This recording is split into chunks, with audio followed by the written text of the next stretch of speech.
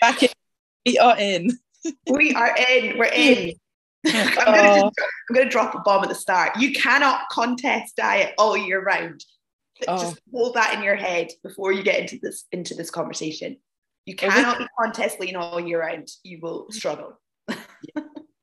Well, even now, off the back of the show in September, I'm still only just getting that like full brain function, and it's really hard initially when you compete to actually accept that is a thing. Like you're like, no, I'm fine, and you forget things and things slip your mind and you get things wrong, and obviously everyone has that ego in the back of their mind, and that can rear its head. But essentially it's like, if you prep all the time and you don't have that off-season phase or that maintenance phase or whatever it's going to be, it blows your mind. And I just don't know how you can even function for those long periods of time when you don't have that time out. Yeah, 100%. And I think, this is so current, because hundreds of people have just come off stage. We're in December. The likelihood is you've either finished your contest season quite recently, or you're maybe just about to. I know there's 1 or 2 stragglers at the end of the year. But everyone really realizes, I think, a week or 2 post your shows that you're not as lean as you were. So that's the first thing. That, you start to compare yourself to that look that you had. And you kind of come away with like a set of post-competition blues that, you see your body start to change a wee bit. You have some off-plan foods. Your body maybe is fluctuating in water quite a lot. You're a wee bit bloated. And that 2 weks can be an absolute mind screw. I'm not going to swear online today. Oh, God. But it really can. And it causes so many competitors to go into a psychological storm of self-doubt, negative self-talk, potential problems around food behaviours. We've spoken about this on a lot of our pods before, haven't we? Yeah, and like you say there, that it is, for me, it is literally like 2 weeks. Yeah. I find that it's every single time I compete, it gets slightly easier, but every single time still I have that, like, well, probably 2 to 6 weeks where I still try and hit myself in a deficit. I still try and get the calorie expenditure. I still will go and do cardio because I've been used to been doing it for like 5-6 days a week, and then you do none. Yeah. There's like a psychological attachment to wanting to do the cardio to feel better, to get the sweat on and all these other things, and you're losing weight. And definitely that first 2 weeks, it's really gnarly, and you're just like, I'm not stage lean, but I'm by no means, I haven't put on that much weight, but you're in this like this. And of course your focus is still there, but it's not that undeniable focus you have when you've got a competition lined up. Yeah, 100%. You're talking about, you've been institutionalized for the best part of the last 6 months. Exactly as you said, training at a certain time, eating at a certain time, focus for the show. You take the show out of the equation, you do the show, you celebrate those first few days, you feel great. And then it's literally your 180 flip from that structure and routine to choice. Yeah. And then, of course, if you've been in a lucky position to have good support around you with a coach or wherever else, then you've got a plan to consider to follow out. But if you don't have that plan, this can be, I love that word, it can be very gnarly, and it can be very, I would say, more of a psychological discomfort than actually what your body's trying to do. Your body is trying to go, great, I want to get back to normal as soon as possible. I need my fat stores back because of my hormone panel needs to increase to get back to being an optimal functioning female. I need to put some weight on because I have to feel warm, and I need the thermogenic effect of that body weight. I also need to get my body weight back to a place where functioning is good, hair, skin, nails, obviously everything internally is at a good point. And then, of course, just generally your own mindset and your cognitive functioning needs to get back to a certain place as well. So there's so much your body needs at that point, but what's stopping it, I think, a lot of the time is this, and it takes a while for this to catch up with what this needs to do. Yeah, definitely. And something we said we touch on is like the menstrual cycle. So personally, I've now had a second one, but I had my first period about 3 weeks ago. For it's been probably over 6 years. So I've been competing for 8 years, and because my longest off season's been probably 10 or 11 months. But I never ever regained a menstrual cycle, and I haven't been on contraception for probably about 4 years. So it's nothing to do with that. It purely is when I've had tests, etc., and what have you. The GPs, and I've had some specialists as well, and scans and what have you. They've said it is because of the extreme training, the extreme dieting, and never getting to that point where your body is allowed to basically function as it should. And, you know, we've sort of said 6 to 8 kilos is a real sweet spot for an off season. I think previously, until this time round, I've always like tried to elongate that 6 to 8 kilos. So I've tried to basically use 10 months to then just about get to about 8 kilos in my last few off seasons. This time round, so basically what happened was the GP said to me, right, I want to give you this medication where it induces a bleed. And that could be basically my protocol to have periods, and I can use that as and when I need to. You take it for 10 days and it's meant to induce a bleed. So I decided to do that about 6 weeks out. I thought, let's try it. Nothing happened. So I thought, okay, so it's clearly because I'm getting close to stage. So I decided, like, for this one, so it was like just over 4 weeks ago, I started the 10 days. And when the bleed came, for me, it was a massive revelation. And I want to sort of share this because I think it's really beneficial for the listeners, that the bleed happened. And I believe it's because I hadn't held back trying to gain weight in my reverse diet in my off season. I'd embraced it, and my body was able to have a menstrual cycle after like over 6 years. I mean, that's a long time for a female to not have that.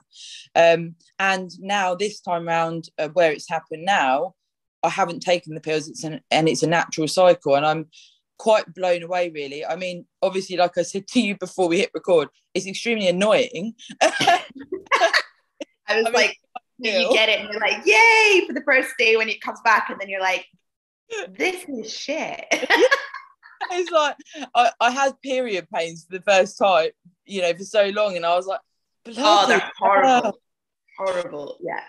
I remember that feeling as well, though, was getting it back the first time, and it's almost as if the symptoms themselves kick you 10 times harder. Lower back pain, bloating, nausea, you know, you're just literally, the whole thing is just, you know, times 10. It's horrible. Yeah. And I still can't believe how crazy it is that your body is that efficient at shutting off those functions that aren't potentially, you know, you don't need them, as it were. It's, I think, you know, we should embrace as females, but my body really, when I'm looking back, I would say the signs are that for 6 years my body's been on that sort of almost fight mode to try and just keep getting through. And you know, at the height of an off season, I always get to the height of my off season because I've then suddenly embraced it, and I'm like, I don't want to prep again because I actually feel like a human being. And then of course you get into prep and you're like, I fucking love this. It's a really interesting one, because in females, I think it's something like the extra 9% of sex specific fat for childbearing, required for childbearing, and other hormonal sort of related functions is needed to get the body back to a place where it's quite comfortable. So like all of when we're prepping, normal bodily functions will be disrupted if body fat falls somewhere below the minimum level, which is for men, it's around 5% is like minimum. And for women, it's actually 14%.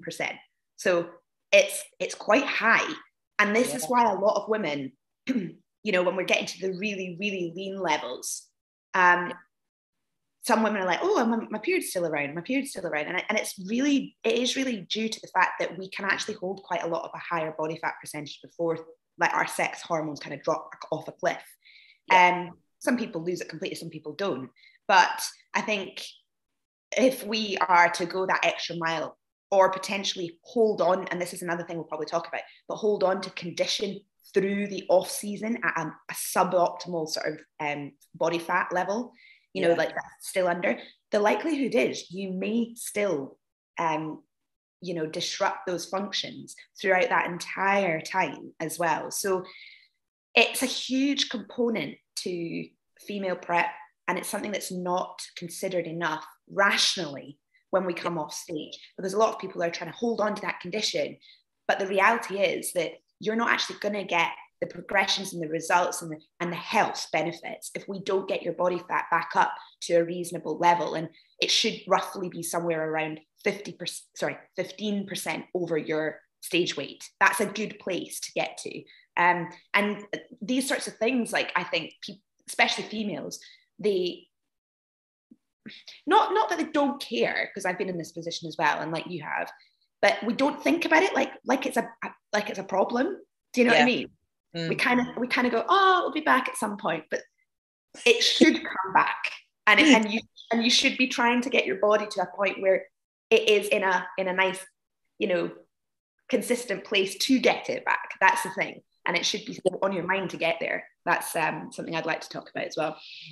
Yeah, I do. I've actually had this conversation with Sophie. I was like, do you know what? I'm actually fed up with trying to hold on to condition, because every single off season, like we spoke about, that first 2 weeks, you have that mind warp.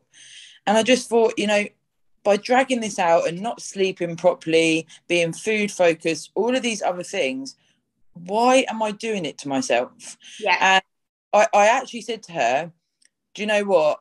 The switch has been flicked. I'm wearing joggers, jumpers, and I don't give a shit. But I literally do not care now. I want to gain, you know, and we haven't spoken about this yet, but this off season, when I then go back into prep, I'm unsure what federation I'm going to compete with. I'm also unsure. I've had quite a few people say to me to consider wellness. Now, okay. I don't know if that's an option for me, because when we're talking wellness, as in, you know, what we'd say quality wellness, the size and match with the condition is insane. You know, when you look at, when I've competed abroad and looked at the wellness division, it's insane. Like, these girls have got like bubbles. Their lower bodies are like bubbles of muscle. Yeah. And it's sick, and it's really inspirational for me. I don't know if I'll be able to get that, but now I'm like, unless I get into a calorie surplus and gain some quality muscle, it's not even an option. So I'm now just, you know, it's joggers, jumpers. Like I say, I'm going to the gym, and I'm thinking, if I want to move up a category, or potentially just even look better in bikini, maybe go back into the pro league, you know, depending on what I do, I need to be training hard. And when you're in a deficit, when you're hanging out your ass, it doesn't matter what you say, you cannot get that intensity. So off the back of a show, I definitely recommend, you know, trying to figure out as soon as you can what you're trying to do next, what your off season is geared towards, and using that as a motivation. And then, you know, we've probably said before, a lot of people say to me, like, I'm like 7 kilos up now, and people say to me, most general pop would probably be like, I'd be happy with a body like that. But for us, we're like, oh my God, I'm humongous. Yeah, well, that's an interesting thing there, though, that I'm massive kind of concept, because I talk about this a lot with my clients, and I kind of call it a mindset shift. And I wouldn't say that somebody in their first 6 weeks of post contest would maybe be able to do this, but certainly by the point of 6 weeks, and obviously everyone's different, but by the end of the 6 weeks, you should be in a place to do this. And that's the mindset shift from, I have excelled in the contest prep, got my body fat to a really nice lean level, I've followed through the competition, I've seen myself there, and now I'm going into the off season to grow. And that requires a complete shift in terms of understanding what the body fat and the massive is, if that makes sense. It's not, I think if you start to add connotations of I'm massive, I'm huge, I'm watery, I'm bloated, these kinds of words always, constantly, you're going to see yourself like that. Yeah. And there is going to be a wee bit of that initially. However, once you get past that stage, you're in a place where you accept that the body has to have more weight on it to grow.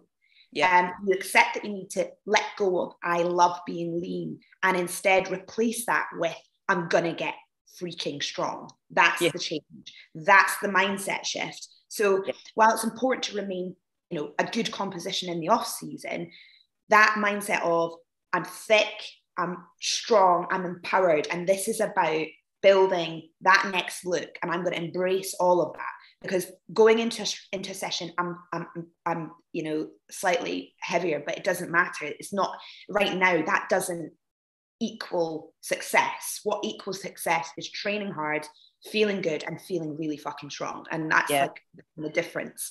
And so the mindset does need to change from losing fat, putting on lean, healthy, strong muscle. That's what it needs to, and improving those weak parts. So I'd like to try and see if anybody listening to this who's in that phase, who's thinking on a daily basis that they're fat, they're massive, they're everything else, is to consider changing and sitting down and maybe writing out, what are the benefits of me right now being a little bit bigger and feeling stronger in the gym? What are the benefits of it? And I guarantee you by the end of that exercise, you'll have about 20 reasons why being a little bit heavier right now is going to help you be better. Once you've done that, you'll go, got it, I've got it. I understand why I need to be a bit bigger. You know what I mean?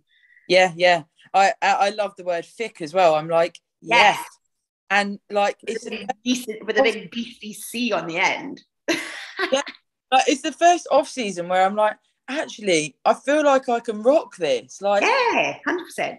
Good. And I've just remembered, it was probably a couple of years ago, I put on my story on Instagram once, what look do you prefer? And there was me in a competition shot, and then me at it was like probably 8 months into an off season, and everyone put the off season one. Yeah. Do you know why as well, though? We often get this misconception that people like to see us ripped and lean all the time. It's not something, sometimes, in a competition context around that time of year, of course, you're looking at that. But any other time, people want to see people going after their goal. Like, they want to see them training hard. They don't want to see them doing, and you know, a ton of extra cardio and just going through motions of their workouts to get to a competition stage. Like, they want to see people changing that mentality to being focused, thick, feeling good about themselves, and building that confidence again, getting their numbers up in the gym, chasing after some healthy, decent muscle tissue. You know, that people get behind that. They love it. And there's a reason, because it's something we can all relate to. You know, the contest prep is hard, and it's something that if you really want to do it, it's a phenomenal goal. But the actual training and bettering yourself both mentally and physically is something that people really admire and are inspired by that. So I totally understand that, why people are like, hell yeah, there's Sarah, like going after a goal in the gym. Great. Yeah. I don't know about you, but I always get, like, especially my team at work. So probably from about 4 weeks out, Dave, who's part of my team, he always says, are you okay? And I'm like, is everything all right? Yeah. I know that then is, he's older than me, and he starts to worry, and he's like, you know, take it steady, And then yesterday he was like, so are you on that dieting thing at the moment? Are you allowed a cake tomorrow? I was like, hell yeah. And I think it's not necessarily that people want to like feed you up, but people are like, you know, could I enjoy a bit of cake with you? Yeah, 100%. And it's quite genial. Yeah, it's so important. Like, I guess for you being in a relationship, you know, like you and Andy, being able to like go for your first meal out and stuff like that, that's probably quite a nice, almost monumental moment, and that shift into off season as well, things like this. Yeah, it absolutely is. And I think, you know, I was having this conversation with actually another great competitor who's up here in my gym last night. And we were talking about this, like the more experience you get doing this, you don't necessarily realize, but you become much more balanced with the extremes of the sport that you do. So, you know, you may be deep in the middle of the prep and it's really challenging, but you don't have the same kind of almost panic response or a stress response you did maybe in the beginning years. And it's the same with the off season. When you come off stage, you're well aware that your body's about to change and you're about to go through a lot of just psychological, you know, ups and downs. Your body's going to throw you little symptoms here and there, but you know that, and this is something I'm going to kind of put out there that a lot of people I know do, and some things I'm dealing with my clients as well. No amount of kind of jumping to extra cardio, depleting your calories, doing kind of guilt exercise, which is what I call it, you know, going to the gym, sitting in and kind of beating yourself up because of the small amount of weight gain that you might have given is going to do you any good. And I think whilst there's two sides of the coin, like you don't want to kind of hold your body fat really low and fight to stay there. But you also don't want to go to the full opposite side of that coin, which is gaining, you know, 25 to 40 pounds or whatever. You know, 6 weeks. Yeah. So there is a balance, and you do have to be smart, but I think being really sensible and rational about things is going to be really vital at that key point. And this is sometimes why you need somebody in your corner, so that you don't let your mind spiral off into lots of kind of crazy areas. And I think that's what I'm talking about in terms of the experience. That's something that if you're only in year 1 or year 2, you're still in that danger zone there a little bit. And you need to just focus on formulating a training plan and getting yourself back into an even keel, so that you've got something to focus on post the show, and that you're not just lost in limbo, as you've said earlier on. Yeah. And off the back of that, something's just come into my mind. Steve and I often have the conversations of, if you maintain this level of cardio and training that you do during a prep, and you might have the surplus, but potentially there's probably people listening that will add cardio in and potentially not tell their coach.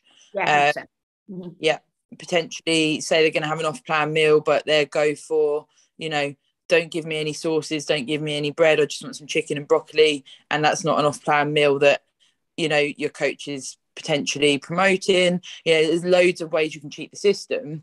And, you know, I talk from experience.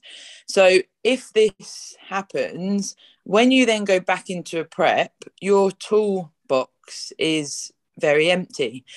How are you going to add things that are going to take you into a deficit over a long period of time if you're already doing a huge amount of them in an off season? So if you're still maintaining really high steps, 15 to 20k, say, if you're still doing cardio 3 times a week, if you're saying you're having an off-plan meal, but that's still quite a restricted meal, when you then go into a prep, it's like, okay, so what can we do? Go into calorie, just take the food really low, take the cardio really high, and you're almost setting yourself up for, not failure is the wrong word, but you're setting yourself up for so much of a harder time when you could enjoy an off-season period, get potential gains, and then when you go into a prep, hit it, you know, like look forward to this huge amount of cardio that's coming. I mean, that's it. It's like you want to be able to have all of those, I call them the variables or the tools in the box, available to you at the beginning of a prep. And you're absolutely right. You know, whilst I still agree that there's a baseline level of cardio, I don't like to use that word in off season, but activity that is fitness based, or, you know, healthy heart rate, beneficial, blood oxygen intake, you know, like, and all of these sorts of things. Like you need to have a base level of health and fitness, and having a bit of that activity will actually benefit your lifting potential. But you're absolutely right. It's over the 6 to 8 weeks post show, it's managing the cardio output and then trickling it down and trickling it back down and trickling it down to the point where it's just, you know, maybe 20 minutes 3-4 times a week if you want that. I mean, that's still quite high. I mean, if I give a real life example, my cardio in an off season is walking to and from the gym and back. That's it. It's 10 minutes down, 10 minutes back. That's literally it. But yeah, you're right. And then reducing your steps, etc., is going to help you then manage, just when it comes around to it, the effectiveness of the extra expenditure that you're going to do to help you get lean. So yeah, it's all relative to the phase that you're in. And yeah, off-season phase, it's a very different vehicle. And this is the difference between the two. You have to see it as a very different vehicle. And once you've kind of come away from the show, you've adapted, you've changed, you've put a little bit of weight on, the next sort of stage from there has got to be clearly defining your next goal, whatever that might look like, and using that post-show window of lots of great food, great energy, to then get back in the gym after a small period of recovery, which is where I always go with my guys. I know some people will do it differently and they'll get their clients straight back in the gym. I have a slightly different approach to that.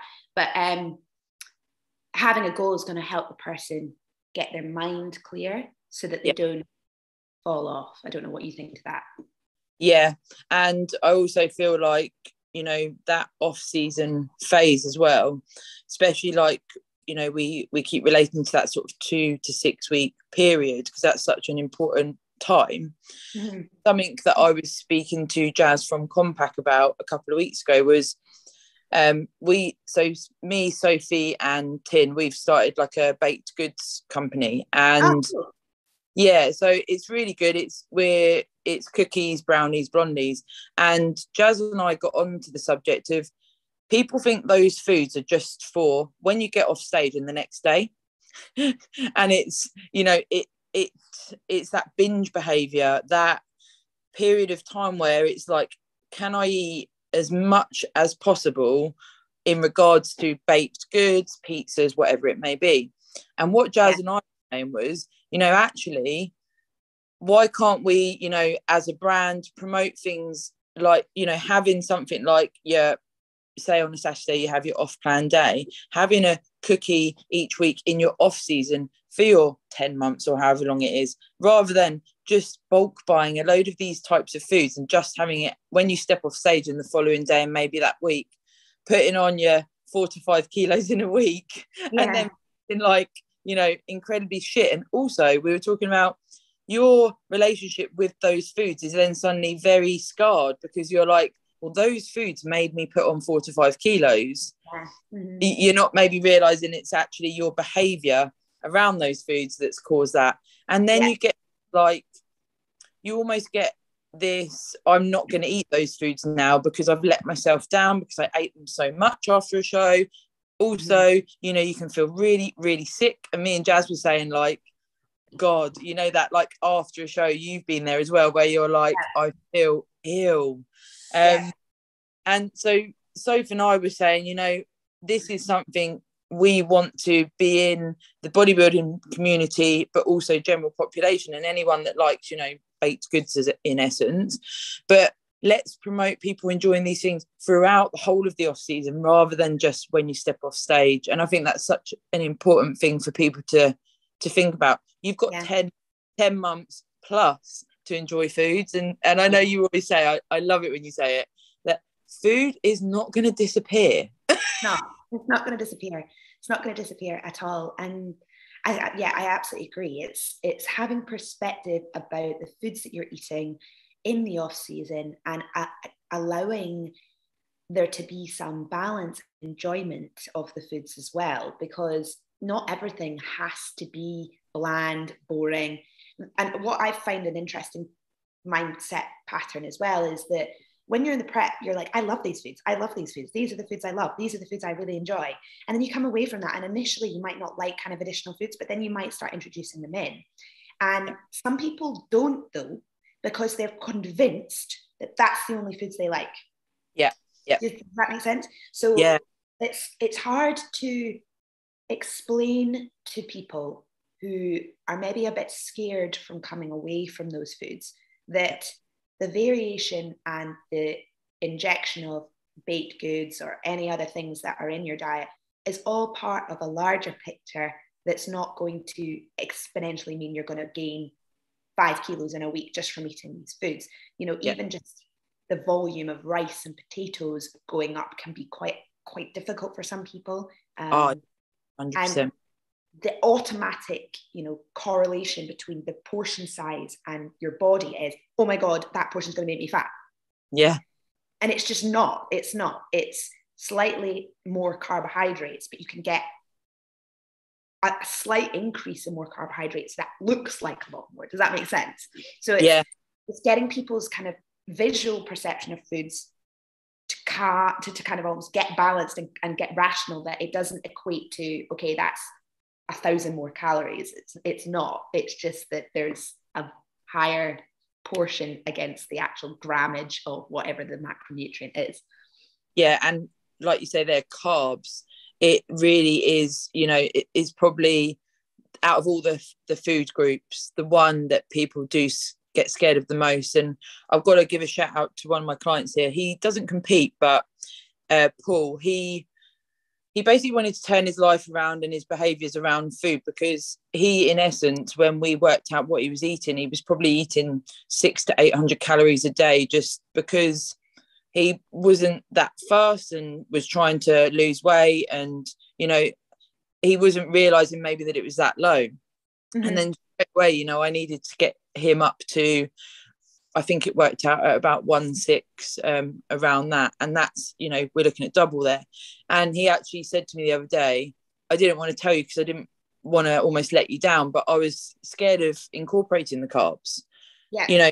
And now in the morning, he's having a couple of bits of toast with real butter, because, he needs the fats there as well. And what I tried to explain to him was, we need to establish what your maintenance is, how your body handles calories, because you don't know until you track for a long period of time, or at least a few weeks, and monitor your calories per day and try and get them to a fairly even amount each day or over a week, what you're going to do, what your body's going to do, whether you're going to gain weight, lose weight, stay the same.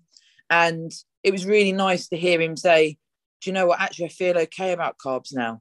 Good.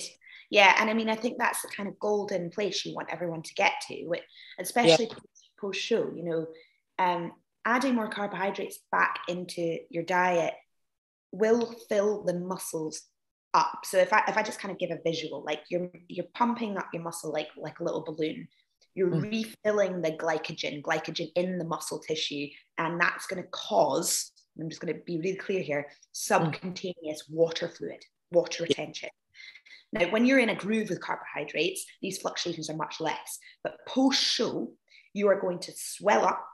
You're going to, the carbohydrate and the water retention will make you look and appear fuller. When, overall, is that fat? No, it's not. Is it possible to retain up to 2 to 3, maybe even more kilos of water weight, which is hidden kind of within the body's extracellular fluid? Yes, 100%. And heavier, bigger boned people can experience more of that as well. So you've got a lot of different people, intake of carbs, associating the water retention, the water gain, and the filling out of glycogen in tissue as fat. And that's completely wrong. And I think that's where we have to kind of unravel the mindset a little bit, because that 8 to 10 or 2 or 3 kilos, 8 to 10 pounds or 2 or 3 kilos of fluid retention is a possibility of weight gain post competition. There's some of that. It's going to be a little bit of fat from additional foods that you come in, but it's not a sign that you've blown up and you've ruined everything. It's a sign of the body responding to an increase of carbohydrate, and that's all it is. So I think there's got to be a balance with, again, the rational thinking around what's what. And this is really helpful when you have somebody saying to you, okay, you've had these meals off, let's look at what the body has done. This is why the body has done that. And let's look at it again in a couple of weeks' time.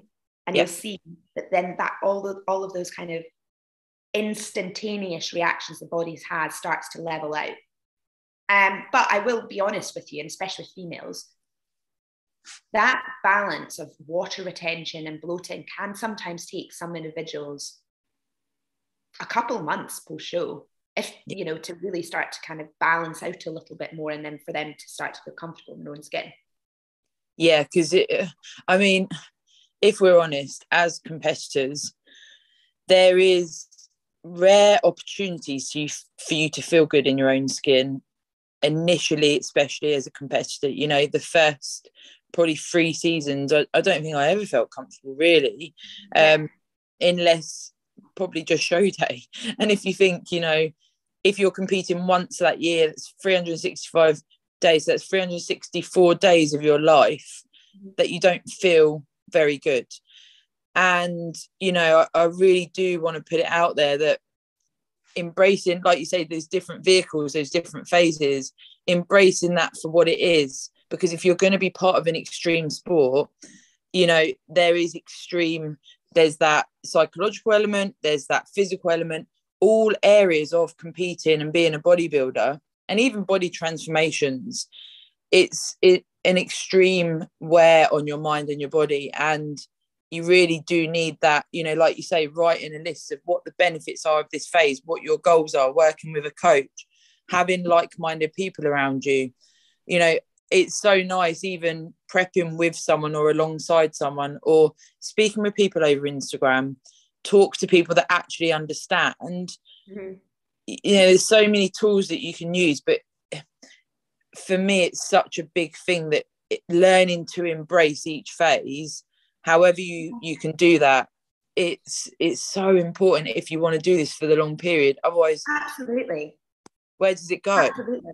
Yeah, because in the off season, your primary focus is about, if you want to continue obviously competing, that is building the areas where you have maybe received feedback that can help you, you know, grow, get better. It's finding body confidence again. It's symmetrical appearance in terms of your overall shape and size. So it's continuing to focus on development of where you're lacking, which is what I said before. And I think something people often don't realize is the post-show period, so when you start to introduce food again, your metabolism starts to work and function much better. So often people go, oh my God, I'm getting really fat. But when you've been in a contest dieting phase, effectively, you're telling your metabolism, because you're losing weight, to slow down, slow down, slow down, slow down, slow down, slow down. And I kind of call it the metabolism slump. And this is why in contest prep, we eat little and often throughout the entire phase, because you're trying to keep that metabolism topped up all the time by introducing the food at every 2.5 hour interval. Yeah. And then towards the end of prep, if you're somebody who's ahead of the game, we may be increasing more food to keep the metabolism topped up as well. So the metabolism's in a really suppressed state and it doesn't like being there. So when you start to put food back in, it's amazing because you're literally ramping your metabolism up. You're getting the thermogenic effect of the food going in. Your pumps will be massive. Your training will be really, really strong. Your energy will be really increased. And that time is where you're teaching the metabolism just to function at such a good level that you actually will be burning and churning through all of the stuff that you're eating and doing at that point in time. But you're just going to be in a slightly bigger body. So the benefits of coming off the prep, functioning goes way through the roof, metabolism goes up, food is going in, you're maybe a bit thicker, but the benefits of what you get far outweigh the negatives of being in a suppressed metabolic state at the end of the prep. Do you know what I mean? You might look hella cool in your ripped physique, but your internal functioning is going, I hate you. Like, literally hate you. So I think, are you still there? Oh, yeah. It just went funny for just a couple of seconds there. Yeah, no, I mean, so like, although you look great, internally, you're not actually optimal in any shape or form. Yeah. You want to really just write that down on your list as well. Like, I'm embracing health, I'm embracing optimized functioning, I'm gonna kick the arse out my training, I'm gonna feel this body is thick and strong, I'm empowered, I'm a strong woman, and I'm gonna own this phase. That's a very, very important lesson to learn there in terms of that shift. And of course all the other functionings we've mentioned there in terms of your hormone profile, etc. Yeah. I think that's a really good way to finish today as well. Just that whole, empowerment of feeling strong and feeling like you're actually alive. You're alive. You've had a successful year. You've achieved some epic goals, and you'll do it all again. Yeah. So don't think this is not the end of the lean body. It's it's a new phase and one to embrace. And I think a big part of this is learning to validate yourself for yourself. This is not, you're not seeking extra validation here for people to look at you in the off season and whatever else. Like, if you love the process of training, getting back and having that energy is like, it's beautiful. It's just the best thing, isn't it? Yeah, and I always think of it as building hunger for my next prep. Yeah. Now, I'm trying not to even look at myself in a way that I would in a prep, because what is the point? What I'm focusing on is, can I train hard? And that's literally, can I train hard? Can I eat hard? Let's go. And I don't know about you, but I go past that phase of having, I've got that prep face, and then I've got hamster cheeks, I always say, and I'm like, right, okay, the cheeks are in, let's go. Yeah, 100%. And I think there's something to be said by just like taking a moment to stop and look in your gym, like seeing the post-show period, like just stop for a sec and like look around at other females maybe going after it. Yeah. And that will totally fire you up, by the way, because if you're in a gym similar to the one like I'm in up here, it's a really strong bodybuilding fueled kind of environment, and a lot of the other females they're going for it, and it really is, it's really nice to see, and it can kind of get you switched into that mindset rather than being the kind of small bodybuilder that's like, ripped to shreds, but and impressive, and it's super impressive, don't get me wrong, it's super impressive, but that's also impressive over there when they're doing like, I don't know, a couple 100 kilos on a leg press. There you go. It's like fun. Cool. It's fun. And I know we always talk about like being fun, but remembering the fun element of this, because most likely the reason you have competed or started to compete is born out of the love and fun of training. So you want to get that back quite quickly. Yeah, definitely. 100%. And if, I'd love to have these sort of conversations with people that are struggling with anything we've spoken about today. Yeah. I really love it when I get messages on Instagram or whatever, and people say I'm struggling with X, Y, and Z, and we've been there between us, probably anything and everything that you could be struggling with at this point during an off season, or if you've just competed. For us, it's such a cathartic thing to be able to, share that experience, but also, potentially help people through that period. So definitely put it out there that if anyone wants to get in touch, I'm definitely open for that, as I'm sure you are.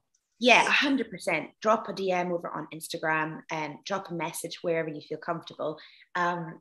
Please don't think, I always say this to my guys, no question is a wrong question, particularly at this point. Even if you think it's daft, drop a message over and please feel free to have that conversation, because if you can help shed some light on why you're feeling a certain way and break it down simply, it will really help you get back control of it so that you can make smart choices. And basically rationalize, like we've said today. Mm-hmm. So my Instagram is sarahparker_bb. So if anyone wants to slide in the DMs and get some advice, or even just fire over a question, I'm more than happy for that. Yeah, cool. And at Steff with a double F, Noble Figure Pro. You'll find that on there. Or go check out Pro Prep Coaching, which is a coaching company. I put up a lot of kind of just posts about this stuff, like talking about it as well. So if there's anything on there that people need, please just go and have a look there. And of course, Sarah, you and I have done about three podcasts actually in relation to different elements of the mind work of post-show training and nutrition we did with Fiona Fleming. And we talked with Andrew, didn't we, of course? The physiological and psychological effects of contest prep with Andrew, which was a golden one as well. So go and find those on the page as well, and you'll get some more information through them. Yeah, awesome. So this will go live So Monday the 13th, and then it will go live on your Pro Prep YouTube as well. And then we're going to do another pod around the Christmas and New Year time. So yeah, we will look forward to that. Any topic suggestions as well, let us know. Absolutely. All right, guys. Thank you, Sarah. We'll speak soon. Bye-bye.